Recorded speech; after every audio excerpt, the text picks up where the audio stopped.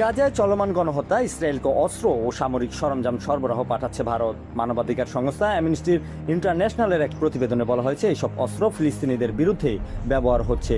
তবুও ভারত সরবরাহ বন্ধ করেনি। বৃহস্পতিবার ৩০ জুলাই প্রকাশিত এক প্রতিবেদনে এই তথ্য জানায় অ্যামনেস্টি।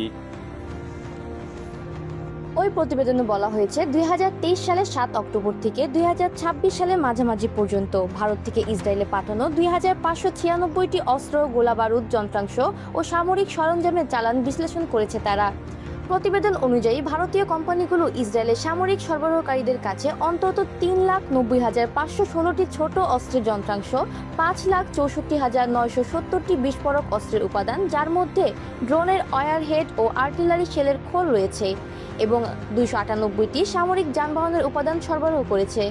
অ্যামনেস্টির দাবি, বাণিজ্যিক চালানের তথ্য বিশ্লেষণ করে তারা নিশ্চিত হয়েছে যে এইসব পণ্য ইসরায়েলের বিভিন্ন প্রতিরক্ষা প্রতিষ্ঠানে পৌঁছেছে, যেগুলো পরে দেশটির সেনাবাহিনীর কাছে সরবরাহ করা হয়, যা দিয়ে চালানো হয় গাজায় গণহত্যা।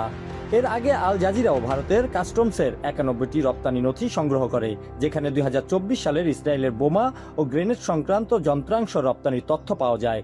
এসব চালানের ক্রেতাদের মধ্যে ছিল ইসরায়েলের প্রতিরক্ষা প্রতিষ্ঠান রাফায়েল অ্যাডভান্স ডিফেন্স সিস্টেমের, IMI সিস্টেমস লিমিটেড ও MCT ম্যাটেরিয়ালস। অ্যামনেস্টি ইন্টারন্যাশনালের মহাসচিব অ্যাগনেস ক্যালামার্ট বলেন, গাজায় কি ঘটেছে তা বিশ্ব প্রতিদিন দেখেছে। তারপরেও ভারত ইসরায়েলের সামরিক ও প্রতিরক্ষা খাতকে সমর্থন দিয়ে যাচ্ছে। তিনি আরও অভিযোগ করেন, ভারত শুধু অস্ত্র রপ্তানি নিয়ন্ত্রণে ব্যর্থই নয়, বরং ইসরায়েলের সঙ্গে প্রতিরক্ষা সহযোগিতা আরও গভীর করেছে। ২০২৪ সালে আন্তর্জাতিক বিচার আদালত গাজায় সম্ভাব্য গণহত্যা ঠেকাতে ইসরায়েলকে ব্যবস্থা নেওয়ার অন্তর্বর্তী আদেশ দেন।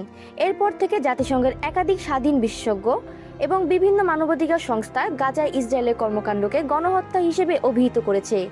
Stockholm international piece research institute এর তথ্য অনুযায়ী ২০২০ থেকে ২০২৫ সালের মধ্যে ইসরায়েলে মোট অস্ত্র রপ্তানির ২৯% গেছে ভারতে, যা দেশটিকে ইসরায়েলের অন্যতম বৃহৎ প্রতিরক্ষা ক্রেতায় পরিণত করেছে।